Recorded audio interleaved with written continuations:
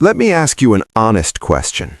If food prices doubled tomorrow, and I'm not exaggerating because in some categories they already have, do you have a real plan? Not the plan you think you have, the actual plan with soil, seeds, water, and time. Most people I know have a similar answer. If things get bad enough, I'll just grow a garden. And you know what? When I first heard that, I thought the exact same thing.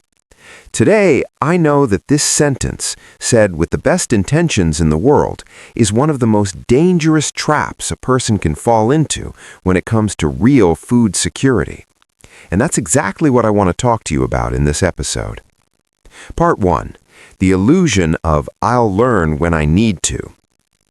There's a very common belief, especially among people who already think a little differently from the majority, people who read about economic instability, who keep some emergency supplies, who worry about the future. This belief says, when things get hard, I'll figure it out. And this belief has a real foundation. Human beings are adaptable. History is full of examples of people who survived extreme conditions. Human resilience is genuinely real. But there's a brutal difference between surviving a crisis and navigating one with stability. And that difference, most of the time, comes down to one thing: prior preparation. Think about it. You don't wait to have a heart attack to learn CPR. You don't wait for your car to break down on the highway to learn how to change a tire. You don't wait for your bank account to hit zero to start learning how to save money. At least, you shouldn't wait. So why do most people wait for food to become scarce before learning how to produce food? The answer is simple and uncomfortable. Because growing food seems easy. It seems intuitive. You put the seed in the ground, water it, wait, you harvest. We all saw it in cartoons when we were kids. It feels like anyone can do it. And that's exactly what makes it so deceiving. Growing food consistently, in quantities that actually make a meaningful difference to your household, is a skill that takes time, mistakes, losses, and repetition to develop, just like any other complex skill. Nobody picks up a guitar for the first time and plays a full song. Nobody sits in front of a computer without programming knowledge and writes software. And nobody plants a garden for the first time and successfully feeds their family. That's not pessimism. That's reality. And understanding that reality now is what separates the people who will be prepared from the people who will be desperate. Part 2. What the learning curve actually means. When experts talk about a learning curve, they're describing a very specific phenomenon. At the beginning of any new skill, you make many mistakes, produce few results, and spend a lot of resources. Only with time, repetition, and adjustments do you start producing efficiently. In gardening, that curve has a cost that goes far beyond money. The cost is time, and time in a real food crisis situation is exactly what you don't have. Let me explain what this means in practice. If you plant for the first time today, under normal conditions, you will probably lose part of what you planted in the first cycle. Maybe from overwatering, maybe from underwatering. Maybe the soil isn't properly prepared.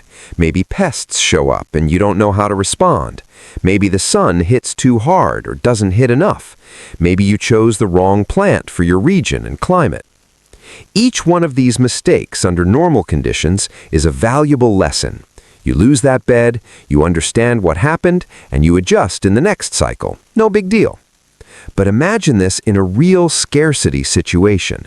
Imagine that you're depending on that harvest to supplement your family's food supply. Now the mistake isn't just a lesson.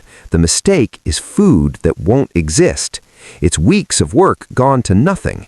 It's energy spent without results at the moment when you needed results the most. And here's what's even more serious. One single harvest, even a successful one, doesn't feed a family for very long. Real food self-sufficiency depends on consecutive cycles, on diversity of crops, on staggered planting schedules so that something is always producing. And learning all of that takes entire growing seasons. Seasons, plural, years. So the real question isn't, can I learn to grow food? The answer to that question is yes, any healthy person can. The real question is, can I learn to grow food fast enough for that skill to actually be useful when I need it most? And the honest answer to that question, in most cases, is no. Part 3. The invisible enemies nobody mentions. There are challenges in home gardening that the beautiful garden videos on Instagram never show.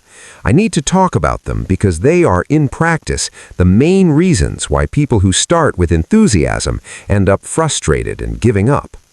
The first one is soil.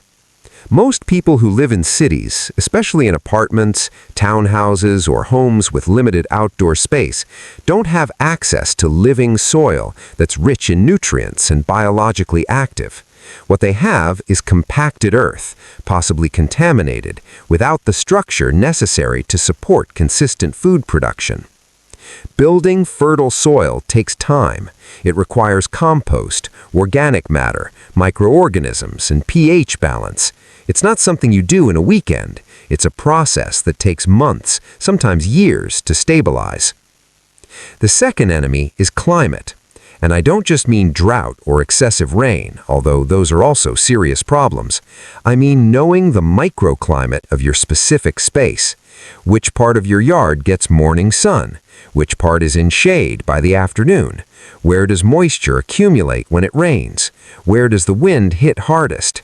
Where does heat reflect off the walls and scorch the leaves?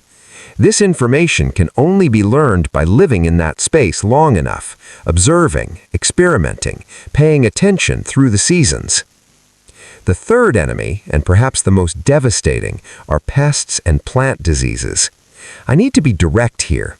In some point in your gardening journey, something will attack your plants.